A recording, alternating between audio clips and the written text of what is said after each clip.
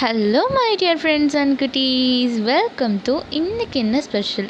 இன்றைக்கி நம்ம chocolate balls எப்படி செய்யலாம் அப்படின்னு தான் பார்க்க போகிறோம். நீங்கள் இப்போ தான் என்னோடய வீடியோ ஃபஸ்ட் டைம் பார்க்குறீங்கன்னா, நான் சித்ரா.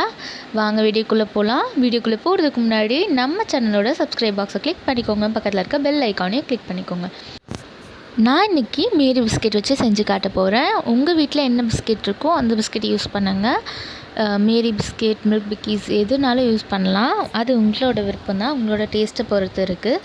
நான் ஒரு 20 கவுண்ட்ஸ் கிட்ட எடுத்து வச்சுருக்கேன். இந்த மாதிரி 4 5 அந்த மாதிரி நல்லா க்ரஷ் பண்ணிக்கோங்க.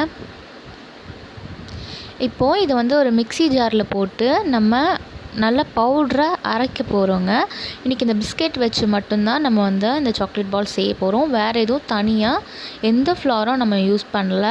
எந்த ஒரு ஃப்ளாரும் நம்ம வந்து இதில் யூஸ் பண்ண போகிறது கிடையாது. இப்போ நம்ம இது ஒரு மிக்ஸி ஜாரில் சேர்த்து அரைச்சி எடுத்துகிட்டு வந்துடலாங்க. இப்போ பாருங்கள், நல்லா நம்ம பவுட்ரு பண்ணி எடுத்துகிட்டு வந்துட்டோம். இது நல்லா பவுட்ரு ஃபார்மில் இருக்கான்னு செக் பண்ணிக்கோங்க. சப்போஸ் ஒரு 2 பீஸ் கூட அரையாமல் இருக்கலாம். நல்ல பவுட்ராக இருக்கணுங்க. ஒரு பீஸ் கூட பெருசாலாம் இருக்கக்கூடாது.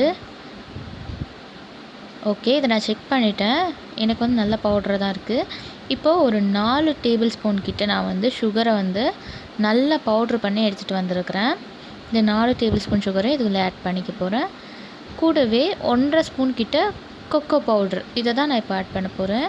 சாக்லேட்டோட ஃப்ளேவருக்கு ரொம்ப முக்கியம் வந்து கொக்கோ பவுட்ரு தான். நான் இன்றைக்கி வந்து கேட்பரி பிராண்ட் தான் யூஸ் பண்ணுறேன். இது நான் ரீசெண்டாக பர்ச்சேஸ் பண்ணேங்க. அடுத்ததாக வந்து ஒரு 10 கேஷ்யூ நட்ஸை வந்து நான் நல்லா மிக்சியில் ஒரு தடவை பல்ஸ் போட்டு எடுத்து விட்டுருக்கேன். ரொம்ப அரைப்படணும்னு அவசியம் இல்லைங்க, லைட்டாக தான்.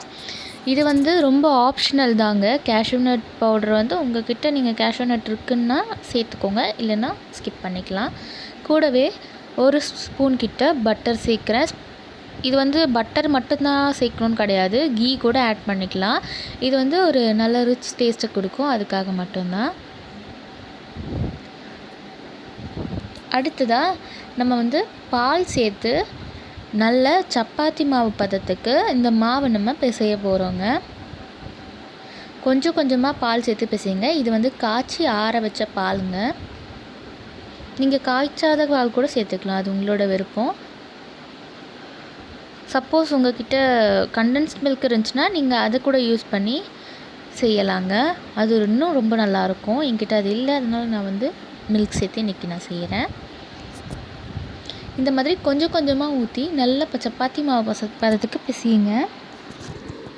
பாருங்கள், நல்லா திரண்டு வந்திருக்கு. நம்ம பட்டர் ஊற்றுனதுனால இதில் வந்து வேறு எதுவும் எக்ஸ்ட்ரா சேர்க்க தேவையில்லை. நார்மலாகவே இது கையில் ஒட்டாதுங்க.